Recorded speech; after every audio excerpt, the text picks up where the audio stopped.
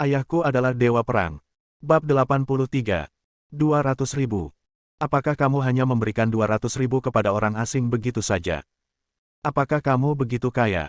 Kalian berdua, ayah dan anak perempuan, menjadi semakin tidak cocok satu sama lain. Jenis ini tentang kamu berani menceritakan lelucon. Apakah kamu mencoba membuatku tertawa sampai mati sehingga kamu dapat mewarisi Huabeku? Qian sangat marah hingga matanya merah. Tepat ketika dia hendak melanjutkan perdebatan, Guan Qianjun dengan lembut menyentuh kakinya, menepuk, dan menggelengkan kepalanya. Bayi kecil yang lucu itu menghela nafas dan bergumam, oke. Jika aku tidak bertengkar dengan Fei Xue, sepertinya aku sangat tidak kompeten. Percaya atau tidak, bukan salahku jika kamu tetap tidak mempercayainya. Shen Fei Xue menegaskan, tentu saja aku tidak akan mempercayainya. Guan Qian, izinkan aku memberitahumu, jika kamu jatuh cinta dengan menyombongkan diri dengan ayahmu di masa depan, aku akan bersikap kasar padamu. Aku akan memukulmu sampai kamu berteriak. Ayahmu jika berani menghentikanku, aku akan mengalahkannya juga. Guan Qianjun, apakah kamu mendengar itu? Jika aku benar-benar berani mengalahkanmu, aku akan mengalahkan kalian berdua, ayah dan putrinya. Sangat mendominasi. Guan Qianjun tampak tidak bersalah. Saya berhenti berbicara dan meminta Qian untuk tidak mengatakan apapun.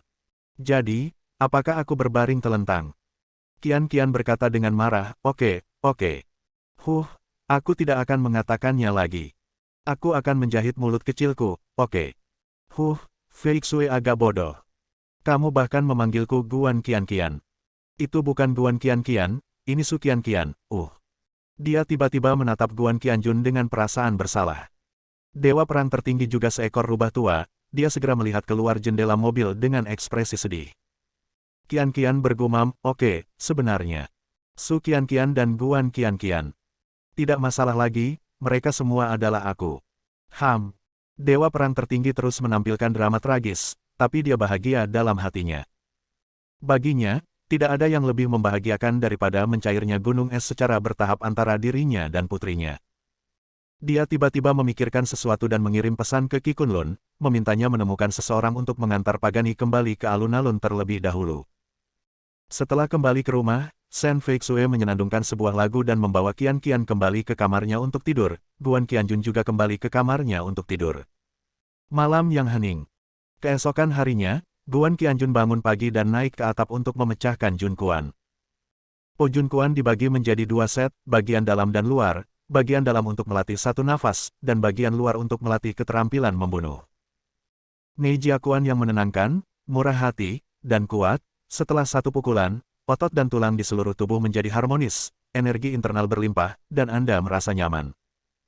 Parahnya organ dalamnya masih sakit, yaitu luka yang diakibatkan setelah memusnahkan lebih dari selusin dewa perang musuh, besar dan kecil, dalam beberapa hari terakhir di medan perang. Meski masih dalam batas toleransi dan bisa pulih secara perlahan, namun akan memakan waktu lama, yang membuat Guan Qianjun sedikit tidak senang. Sekarang, jika dia bertemu musuh yang kuat, bahkan dewa perang tertinggi, itu sudah cukup baginya untuk memakan sepanci. Kita harus segera menemukan cara untuk pulih dari cedera tersebut, dan yang diperlukan adalah segala macam obat ajaib. Guan Qianjun segera memutuskan untuk memasukkan masalah ini ke dalam agenda. Dia juga memperhatikan bahwa musuh Su Qingyi memang cukup kuat. Dia tidak takut, tapi siapa yang suka melakukan hal-hal merepotkan jika bisa dengan mudah dibunuh. Setelah tinju ronde kedua, seluruh tubuh saya terasa lebih nyaman. Matahari terbit membasahi segalanya dan membawa energi spiritual. Ini adalah saat yang tepat untuk berolahraga. Setelah dua set tinju internal, tubuh Guan Qianjun, yang hanya mengenakan celana dalam, sebenarnya ditutupi dengan cahaya yang bersinar. Sinar cahaya ini melapisi tubuhnya seperti emas, dan seperti elf, terus meresap ke dalam ribuan pori-porinya. Inilah energi spiritual Chaoyang, yang dapat menyatu dengan dantian Guan Qianjun dan meningkatkan kekuatannya. Hei, kamu luar biasa. Kamu seperti dewa. Apakah kamu datang dari langit? Itu sebabnya aku sangat mencintaimu. Bahkan jika kamu menghilang, aku tidak akan pernah menyalahkanmu. Dia juga mengatakan, ini faktanya, itu semua salahnya. Tolong jangan salahkan kamu. Kata-kata ini dengan suara seperti susu membuat seluruh tubuh Guan Qianjun gemetar. Dia berbalik dan melihat bayi kecil yang lucu berjalan sambil memegang boneka Barbie yang dibelikannya untuk terakhir kali. Wang Chai adalah juga mengikuti di belakang. Guan Qianjun tersenyum, berjongkok, dan membuka tangannya yang kuat dan kuat ke arah Qian-Qian. Dalam imajinasinya, bayi perempuannya akan terbang seperti bidadari kecil dan melompat ke pelukannya. Ya, itu terbang. Tapi itu bukan Qian-Qian, ini Wang Chai. Anak anjing itu begitu antusias hingga langsung melompat ke pelukan Guan Qianjun, menjulurkan lidahnya dengan penuh semangat, dan menjilat wajahnya. Guan Qianjun, hah. Aku sangat ingin melempar anak anjing menyebalkan ini ke bawah. Qian-Qian terhuyung, dengan ekspresi bermartabat di wajahnya. Dia menyentuh kepala kecil Wang Chai dan berkata dengan jijik, Wang Chai. Kamu sangat menjijikkan. Kamu pria yang sangat bau. Mengapa kamu begitu dekat dengannya? Guan Qianjun mengungkapkan keluhannya, Qian-Qian, kamu baru saja mengatakan bahwa aku adalah dewa. Qian-Qian berkata dengan tegas, tidak bisakah dewa menjadi manusia yang bau?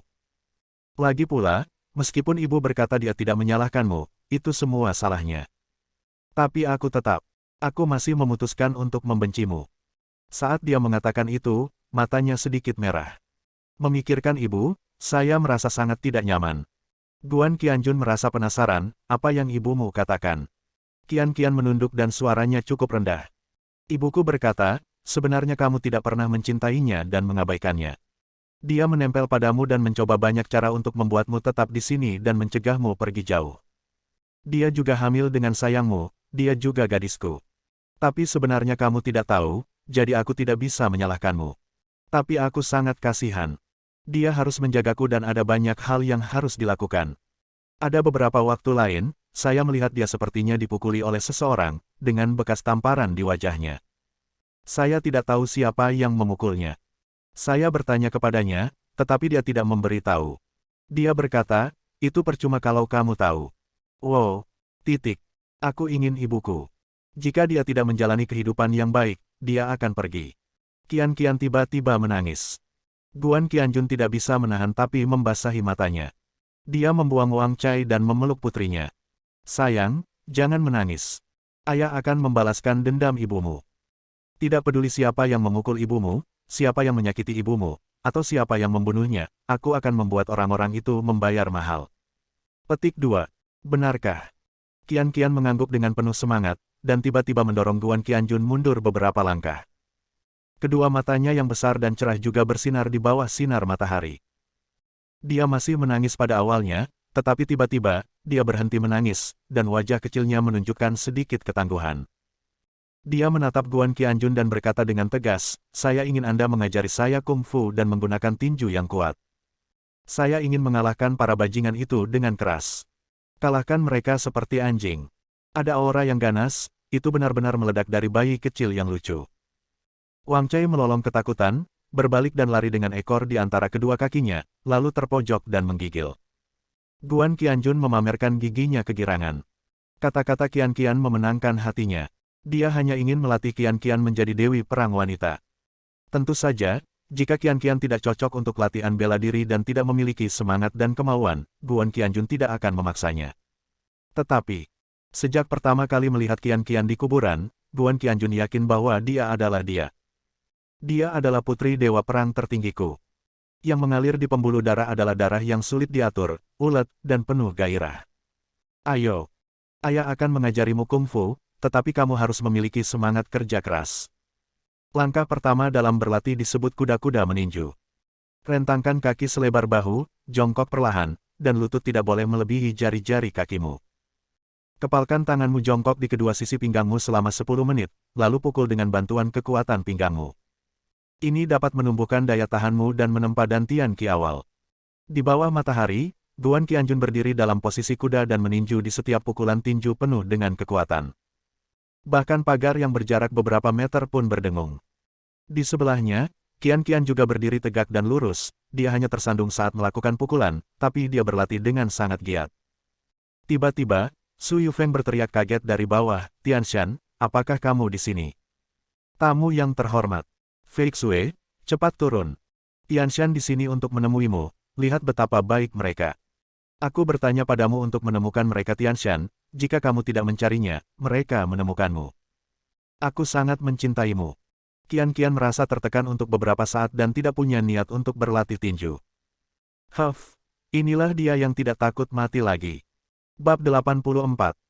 Sebenarnya hari ini adalah akhir pekan, Shen Feixue tidak harus pergi bekerja, tetapi bagaimanapun juga, dia baru saja mendapatkan bisnis besar, jadi dia memutuskan untuk kembali ke perusahaan untuk menangani urusan terkait tindak lanjutnya, tapi dia bangun sedikit terlambat.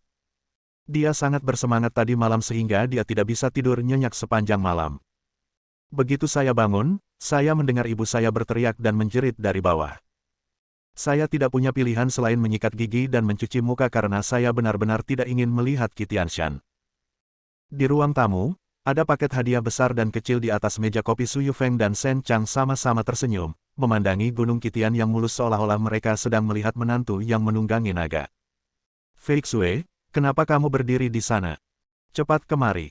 Tianshan berbeda sekarang. Seperti yang kamu tahu, Tianzuan telah berpindah tangan dan Kunlun yang bertanggung jawab, dan Tianshan juga saudara laki-laki dari ketua Tianzuan.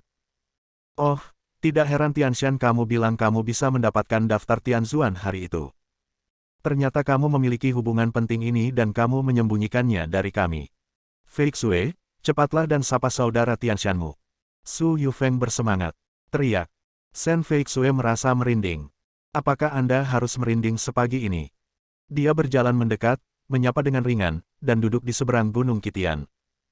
Shen Chang mengungkapkan ketidakpuasannya, Feixue, mengapa kamu begitu dekat dengan saudara laki-laki Tianshanmu? Pergi, duduk di sebelahnya. Bercinta dan bercinta.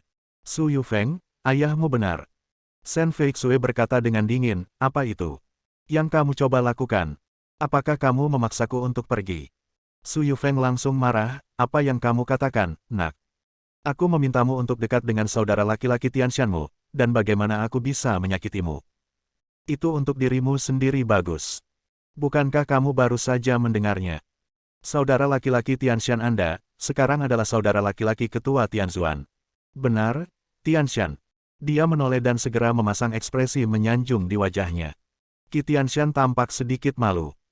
Ketika Shen Chang melihat putrinya tidak mau duduk, dia hanya mengangkat pantatnya dan duduk di sebelah Qi Tianshan, cukup dekat dengannya. Suaranya sengaja dibuat lembut, Tianshan, saudaramu membeli Tianzuan dan menjadi ketua. Di mana kamu akan duduk di Tianzuan? Kudengar Ye Huaneng masih menjadi presiden. Kalau begitu, kamu, setidaknya wakil presiden, kan? Qi Tianshan bahkan lebih malu lagi. Faktanya, dia cukup tidak puas dengan adiknya sekarang. Ketika seluruh keluarga mengetahui bahwa Qi Kunlun benar-benar memperoleh seluruh Tianzuan, mereka semua menjadi gila karena kegembiraan. Terutama Qi Tianshan, yang langsung mengganggu adiknya dan bertanya apakah dia harus menjadi presiden. Jika sang adik menjadi ketua, maka sang kakak tentu saja harus mendapat jabatan yang tinggi. Akibatnya, tidak ada presiden, tidak ada wakil presiden, tidak ada direktur, bahkan tidak ada manajer. Qi Kunlun bahkan memberinya pelajaran dengan wajah datar, menyuruhnya untuk tidak memiliki hubungan seperti itu di masa depan. Grup Tianzuan adalah grup Tianzuan, dan hubungan antar saudara adalah hubungan antar saudara, keduanya tidak boleh berada di pihak yang sama. Saat itu, Qi Tianshan masih sangat tidak yakin. Mengapa saudara laki-laki saya menjadi ketua Tianzuan dan saya bahkan tidak perlu menjadi manajer? Dia bahkan pergi ke orang tuanya untuk mengeluh, tetapi tidak ada gunanya. Yang dimaksud Qi Kunlun adalah Tianzuan itu bukan miliknya, dan dia merawatnya untuk bos super. Dalam hal ini, aturan harus dipatuhi. Jadi, sekarang, Qi Tianshan merasa malu ketika menghadapi pertanyaan yang sangat tulus dari Su Yufeng dan Shen Chang, tetapi memikirkan tujuan datangnya hari ini, dia masih menarik napas dalam-dalam dan tersenyum seperti orang sukses. Oh, bukan hanya wakil presiden. Sebenarnya, saya tidak mau melakukannya. Lagi pula, perusahaan Kijia kita sangat besar dan saya terlalu sibuk. Tapi kakak saya bersikeras menyeret saya menjadi wakil presiden, dan dia menduduki peringkat pertama. Dia berkata, kamu adalah saudaraku, jadi aku percaya padamu. Jika wakil presiden bukan untukmu, siapa yang akan melakukannya untukmu? Bahkan Presiden Ye Huaneng sedang dalam masa transisi. Ketika waktunya tiba, biarkan dia pergi. Posisi itu milikku. Aku tidak punya pilihan selain membuat saudaraku membutuhkanku, jadi aku akan melakukannya dengan susah payah. Saat dia berbicara, dia menegakkan punggungnya, wajahnya bersinar, dan dia sangat sombong. Beberapa orang memang seperti ini, mereka percaya pada diri mereka sendiri setelah baru saja meledak. Lantai kedua. Di belakang pagar, Qian meraih pagar dengan kedua tangan dan berbaring di sana, memperhatikan dengan rasa ingin tahu. Dia tiba-tiba berbalik dan bertanya dengan lembut, "Hei, adikmu itu bernama Qi Kunlun, bukankah kamu benar-benar ingin membiarkan pria yang sangat menyebalkan itu?" Petik 2. Apa yang kamu lakukan? Wakil Presiden macam apa? Guan Qianjun memutar matanya, dia membual, bahkan petugas kebersihan pun tidak menginginkannya. Ya, Qian merasa lega, itu bagus, jika tidak aku khawatir tentang Bibi Feixue. Dia diculik olehnya, aku dapat memberitahumu, Bibi Feixue adalah milikmu, kamu tidak boleh membiarkan dia diculik. Guan Qianjun sedikit tercengang, siapa bilang dia milikku? Qianyi membusungkan dada kecilnya, itulah yang aku katakan. Apakah kamu keberatan? Guan Qianjun dengan cepat mengangkat tangannya sebagai tanda menyerah, tidak. Apapun yang dikatakan Qian, itulah yang dia katakan. Bayi kecil yang lucu tersenyum puas. Di lantai bawah, ruang tamu. Wajah Su Yufeng bersinar, wow. Tianshan, kamu luar biasa. Kamu sebenarnya adalah wakil presiden pertama Tianzuan. Kamu juga dapat mengambil posisi Ye Huaneng kapan saja. Kamu adalah selebriti papan atas. Ya. Shen Chang mengangguk lurus, ketika saya masih bekerja di perusahaan, saya pergi menghadiri pertunjukan bisnis. Suatu kali saya bertemu dengannya dan menyapanya, tetapi dia bahkan tidak melihat ke samping. Tanpa diduga, Tianshan, kamu sebenarnya aku akan menggantikannya. Hebat, haha. Jika kamu memberitahuku, aku akan tercengang. Su Yufeng dengan cepat menoleh dan menatap dengan marah pada Shen Feixue yang ceroboh. Putri, kenapa kamu masih bodoh? Apakah kamu tuli? Pernahkah kamu mendengar bahwa Tianshan sekarang adalah wakil presiden pertama Tianzuan? Apakah kamu tidak menginginkan pekerjaan Tianzuan? Cepat dan dekati Tianshan. Tianshan akan memberimu semua pesanan berlian. Benar kan, Tianshan? Qi Tianshan tersenyum sedikit dan berkata dengan agak hati-hati, saya tidak berani menceritakan semuanya kepada Anda, tetapi selama Feixue bersedia berhubungan dengan saya, mungkin saya bisa melakukan itu. Saya telah kehilangan setidaknya 1 atau 2 miliar untuk rakyat saya sendiri.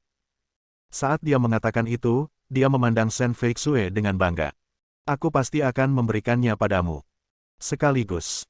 Shen Chang dan Su Yufeng sangat gembira dan berusaha lebih keras untuk membujuk Shen Feixue agar dekat dengan Qi Tianshan. Mereka bahkan berniat untuk segera membiarkan putri mereka masuk ke kamar pengantin bersama pria itu. Shen Feixue akhirnya berkata, tidak, terima kasih, Tuan Qi. Saya menghadiri resepsi Tianzuan tadi malam dan telah menerima pesanan gelombang pertama, senilai sekitar 30 juta. Tuan Ye juga mengatakan bahwa semua pesanan di masa depan akan dipertimbangkan sebelumnya. Tiba-tiba, Shen Chang dan Su Yufeng tercengang. Qi Tianshan juga seperti disambar petir. Tentu saja dia tahu tentang resepsi Tianzuan tadi malam, dan ingin mendapatkan 2 undangan ke zona emas bersama saudaranya dan membawa Shen Feixue bersamanya. Dia bisa berpikir bahwa Shen Feixue pasti sangat membutuhkan undangan ke pesta koktail. Jika dia mendapatkannya, dia pasti akan setuju untuk pergi ke jamuan makan bersamanya. Mungkin fondasi cinta akan diletakkan.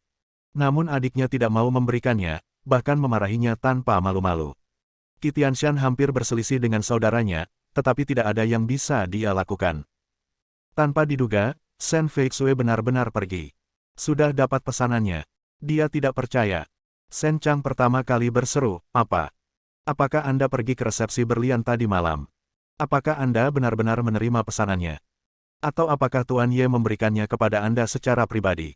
Mengapa Tuan Ye begitu baik kepada Anda? Apa yang terjadi? Bersambung.